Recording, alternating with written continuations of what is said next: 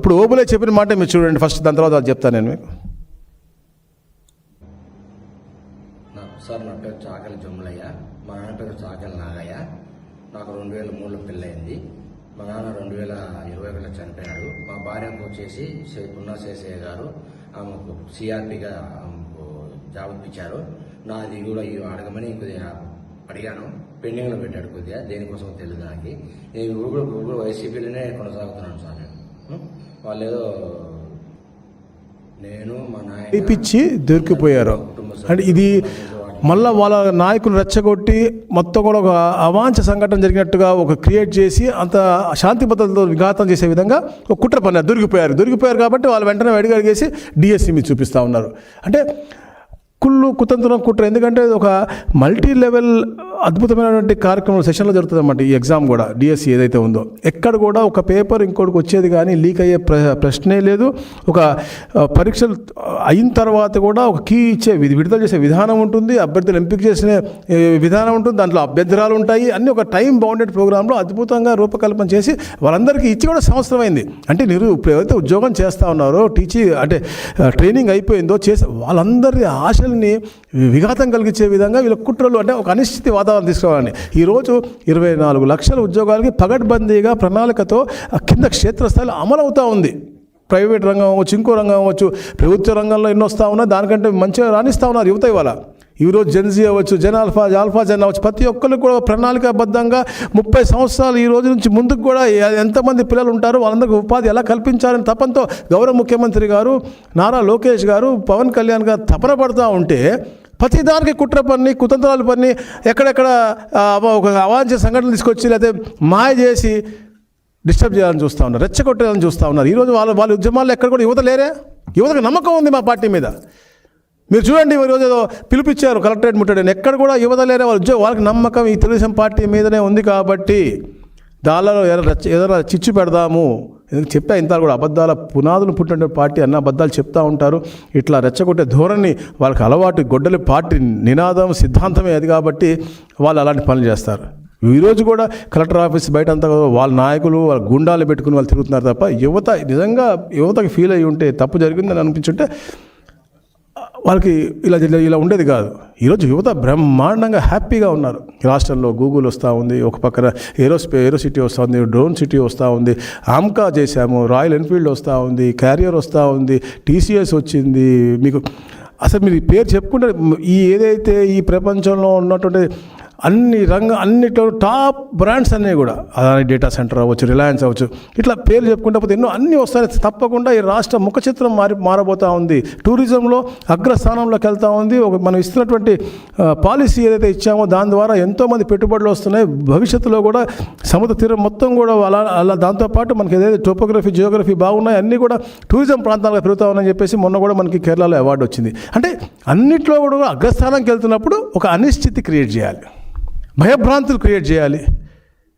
Plus వాళ్ళ మీద ఎవరైతే దొరికిపోతూ ఉన్నారో వాళ్ళు అన్ని రకాల లిక్కర్ స్కామ్ అవ్వచ్చు, ల్యాండ్ స్కామ్ అవ్వచ్చు, మీరు ఏదైనా చెప్పండి, అన్ని స్కాముల్లో వాళ్ళు దొరికిపోతూ ఉన్నారు. కాబట్టి దాన్ని పక్కదో పట్టించాలి అని చెప్పేసి విధంగా ఈ కుట్రలు కూడా చేస్తూ ఉన్నారు.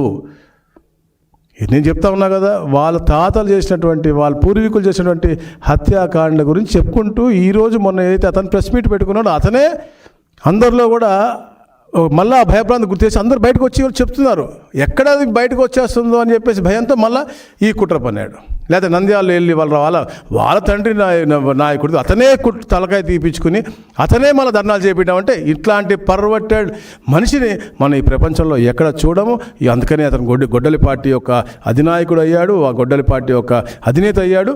అతనికి నిజంగా మేము మాత్రం చెప్తాను, తెలుగు ప్రజలు మాత్రం ఎట్టి పరిస్థితుల్లో అతనికి క్షమించరు.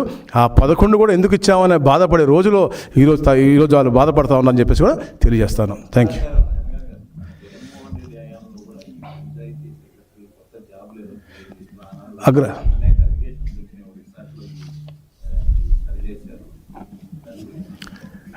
అప్పుడు కూడా ఏదైతే మన గ్రామ సచివాలయం జరిగింది దాంట్లో టాపర్ వచ్చినటువంటి అమ్మాయి అలా చేసేది. అప్లై చేస్తారండి. ఇప్పుడు మనం ప్రాక్టికల్గా కామన్ మ్యాన్గా ఆలోచిద్దాం. ఇట్స్ అన్ ఓపెన్ డొమైన్, అందరూ అప్లై చేస్తారు. అప్లై చేసిన తర్వాత ఒక సిస్టమ్ ఉంది. దీంట్లో అప్లై చేసే ఉద్యోగం చేసేవాళ్ళు ఎన్ఓసి తీసుకోకపోతే ఉద్యోగం రాదు. Simple logic. సిస్టమ్. అప్లై చేసిన వాళ్ళందరినీ కూడా మనం స్క్రూటినీ చేయము. వచ్చిన తర్వాత మనం చూసుకుంటాం. కానీ వాళ్ళు మాత్రం అట్లా చేయలేదే. వాళ్ళు అమ్ముకున్నట్టు ఉండే గొడవలు అప్పుడు మనం చూసాము. వాళ్ళు ఇంకా పని చేస్తున్న పరిస్థితి మనం చూసాం. సరే, ఎవరు పొట్టగొట్టాలన్నా ఎవరు చేయాలని మేము అలా తప్పు ఆలోచన మేము చెయ్యం. కానీ ప్రక్రియ అనేది మా దగ్గర సిస్టమ్ క్రిస్టల్ క్లియర్గా ఎక్కడ కూడా తప్పు జరగనటువంటి ప్రక్రియ. ప్రపంచం ఏదైతే పాటిస్తూ ఉందో టెక్నాలజీ, అలాంటి టెక్నాలజీ జంబ్లింగ్ చేసుకుంటూ ఏది కూడా లీక్ అవ్వకుండా ఉండే విధంగా ఇది రూపకల్పన చేసి ఇది సక్సెస్ఫుల్గా దేశంలో విదేశాల్లో ప్రూవ్ అయిన ఏదో మెథడాలజీ ఉందో దాని ప్రకారంగా చేసాను తప్ప ఎక్కడ కూడా మిస్టేక్ జరగలేక. సంవత్సరం తర్వాత వాళ్ళ కుట్రలు కుతంత్రాలు బయటకు వస్తున్నాయి కాబట్టి ఈ పక్కదోవ పెట్టే విధంగా ఈరోజు ఈ కార్యక్రమం పెట్టుకుని వాళ్ళు బయటకు ఎక్కారు తప్ప ఏది కూడా లేదు. ఉద్యోగస్తులు చేసేవాళ్ళు హ్యాపీగా ఉన్నారు. ఉద్యోగం లేని వారు కూడా భవిష్యత్తు తప్పకుండా ఉద్యోగం వస్తుంది. ఎందుకంటే వాళ్ళ చరిత్రలో వాళ్ళు కానీ వాళ్ళ ప్రిడిసెసర్స్, వాళ్ళ పార్టీలో ఉన్నటువంటి ప్రిడిసెసర్స్ కానీ వాళ్ళ ముందు పార్టీలో ఉన్నటువంటి వాళ్ళు కానీ ఎప్పుడు కూడా డిఎస్సీ పెట్టిన దాఖలాలు లేవు. ఎప్పుడు ఇచ్చినా కూడా ఈరోజు మేము గర్వంగా చెప్తాను అన్నారు. మొన్న చెప్తాను, వాళ్ళ అమ్మకి చంద్రబాబు నాయుడు గారు ముఖ్యమంత్రి గారు అప్పుడులో ఉన్నప్పుడు ఉద్యోగం వచ్చింది, పాపకి ఇప్పుడు వచ్చింది అని. అంటే అప్పుడు ఇచ్చిన కానీ చంద్రబాబు నాయుడు గారిదే, ఈరోజు లోకేష్ గారిది, చంద్రబాబు నాయుడు గారు తప్ప ఇంకెవరిది కాదు. తప్పకుండా భవిష్యత్తులో కూడా రాబోయే తరాలు బాగుండాలన్నా, పిల్లలు బాగుండాలన్నా, తప్పకుండా వాళ్ళకి ఉపాధి కలవాలన్నా తప్పకుండా తెలుగుదేశం పార్టీ ద్వారానే సాధ్యమవుతుంది. చంద్రబాబు నాయుడు గారు, లోకేష్ గారి ద్వారా సాధ్యమవుతుంది. Thank you.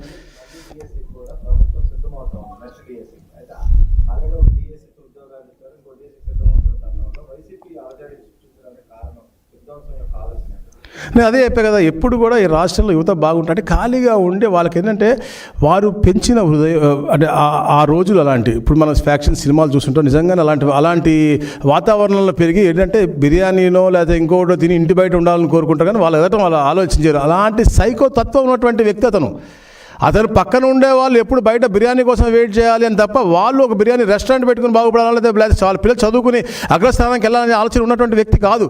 మా నాయకుడు అట్లా కాదు కదా. మా నాయకుడు ప్రతి ఒక్క ఇంట్లో కూడా ఒక వ్యాపారవేత్త ఉండాలా, ఒక మంచిగా చదువుకున్న వ్యక్తి ఉండాలా. ప్రతి ఇంటి ఇప్పుడు ఎందుకు మనం మా స్లోగన్ పెట్టాం, ఎవ్రీ హౌస్ వన్ ఆంట్రప్రెన్యూర్ అని. ఎందుకు పెట్టాం? ప్రతి ఇంట్లో ఒక వ్యాపారవేత్త ఉంటే ఒక ఇల్లు బాగుంటుంది, పరిసర ప్రాంతం బాగుంటుంది, ఉపాధి కల్పన వాళ్ళ ద్వారా కొందరికి వస్తుంది, ఒక మంచి వైబ్రెంట్ వాతావరణం వస్తుందని చెప్పే లక్ష్యంతో మేము చేస్తూ ఉంటాం.